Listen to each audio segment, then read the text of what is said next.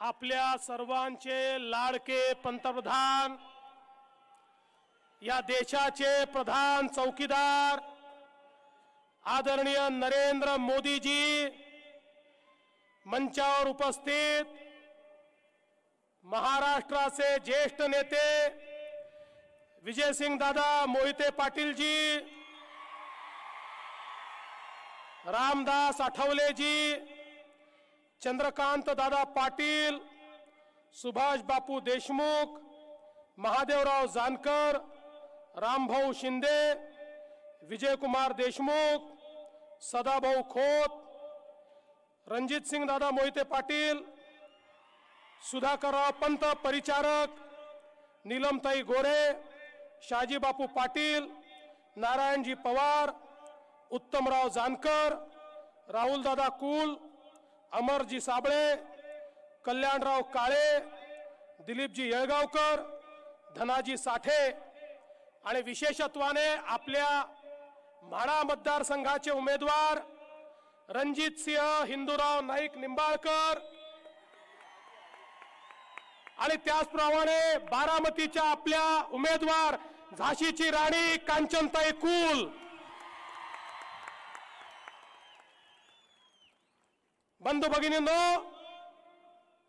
आज आपल्या सर्वांच्या वतीनं या ठिकाणी मी आदरणीय मोदी साहेबांचं मनपूर्वक स्वागत करतो। साहेब, ही जनता ही अशी जनता आहे, हे इतके वीर लोक आहेत की या ठिकाणी माननीय पवार साहेबांनी पहिल्यांदा ठरवलं मी निवडणूक लढतो, पण या जनतेने पवार साहेबांना सांगितलं सॉरी पवार साहेब, यावेळेस मोदीजींच्याच सोबत आम्ही आहोत, त्यामुळे आम्ही तुम्हाला या ठिकाणी निवडून देऊ शकत नाही। त्यामुळे ओपनिंग बॅटिंग करायला आलेले आमचे पवार साहेब 12वा गडी बनवून पॅव्हेलियन मध्ये परत गेले आणि या ठिकाणी विजयसिंग दादा असतील, रणजित दादा असतील, उत्तमराव असतील, सगळे मंडळी एकत्रितपणे मोदी साहेब आपल्या नेतृत्वात आपल्या उमेदवाराला आशीर्वाद देण्याकरता आली। त्यामुळे मला आता विश्वास आहे, म्हाडा असो की बारामती असो, कमळ हे फुलणारच, आता त्याला कोणी थांबवू शकत नाही। मी या निमित्ताने एवढंच सांगतो, माननीय मोदी साहेबांच्या नेतृत्वात गेल्या 5 वर्षात या महाराष्ट्रामध्ये इतक्या मोठ्या प्रमाणात परिवर्तन झालं। ज्या योजना अनेक वर्षापासून प्रलंबित होत्या, तुम्ही विचार करा, इतके वर्ष या ठिकाणी पवार साहेबांकडे हा पश्चिम महाराष्ट्र राहिला, त्यांच्याचकडे इरिगेशनचं खातं राहिलं, पण टेंबू टाकारी म्हैसाळ ज्याचं पाणी सांगोल्याला येणार त्याला मात्र पैसे मिळाले नाही। आज मोदी साहेबांनी पैसे दिले, 50,000 एकर जमीन ही त्या ठिकाणी सिंचनाखाली या संपूर्ण सांगोला जिल्ह्या तालुक्यामध्ये येते। यासोबत जीए कटापूर सारखा सातारा जिल्ह्यातला प्रकल्प असेल की ज्या प्रकल्पामुळे खऱ्या अर्थानं सातारा जिल्ह्यातला माळ खटाव सारखा जो मागास भाग आहे, या भागाला मोठ्या प्रमाणात दुष्काळी भागाला पाणी मिळणार आहे। आज त्या जीए कटापूरला देखील पूर्ण पैसे मिळाले, ते मोदी साहेबांच्यामुळे मिळाले। आज आपण या ठिकाणी नीरा उजवा कालवा असेल, या ठिकाणी आमच्या दादांनी इतके वर्ष जी कृष्णा भीमा स्थिरीकरण योजना या ठिकाणी लावून धरली।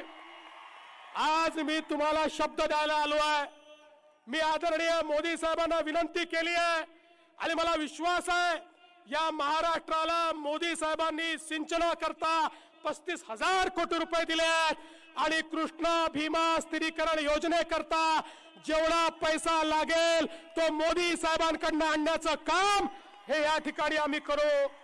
एवढंच नाही तर या ठिकाणी आमच्या बारामती पासून म्हाड्यापर्यंत खऱ्या अर्थानं विशेष रूपानं आपण जर बघितलं तर मुळशीचं जे टाटा धरण आहे, या धरणातलं पाणी हे सिंचनाला उपलब्ध करून दिलं तर खूप मोठ्या भागामध्ये पाण्याचा प्रश्न संपू शकतो।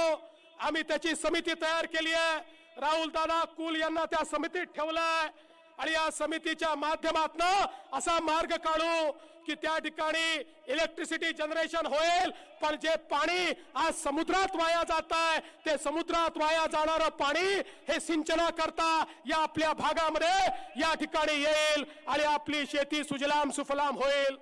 मी या निमित्ताने मोदी साहेबांना एका गोष्टीकरता अजून धन्यवाद देतो।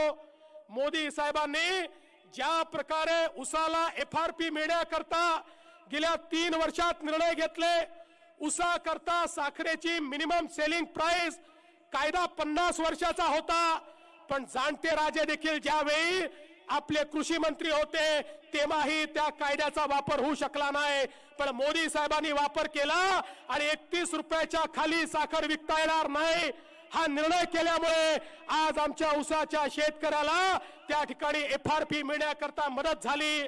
आज वेगवेगळ्या प्रकारची मदत आपण जर बघितली, इतक्या मोठ्या प्रमाणात मदत झाली आहे, रस्त्यांची कामं चालली आहे, गरिबाच्या जीवनात परिवर्तन होत आहे आणि मला विश्वास आहे हे परिवर्तनच आज या ठिकाणी आपल्याला या संख्येमध्ये दिसतंय। ही विराट सभा आहे। माझं आमच्या कॅमेरेवाल्यांना चॅनलवाल्यांना माझी विनंती आहे, एकदा जरा मागे दाखवा। अरे एक अरबी समुद्र हा मुंबईमध्ये आहे आणि दुसरा जनसमुदायाचा समुद्र हा या म्हाड्यामध्ये या ठिकाणी अकलूजला दिसतोय। मी आपल्या सगळ्यांना प्रणाम करतो, आपल्याला नमस्कार करतो आणि आमचे दोन्ही उमेदवार रणजित सिंह हिंदूराव नाईक निंबाळकर आणि कांचनताई कुल यांना निवडून द्या एवढीच विनंती करतो आणि माझं बोलणं संपवतो। जय हिंद, जय महाराष्ट्र। यानंतर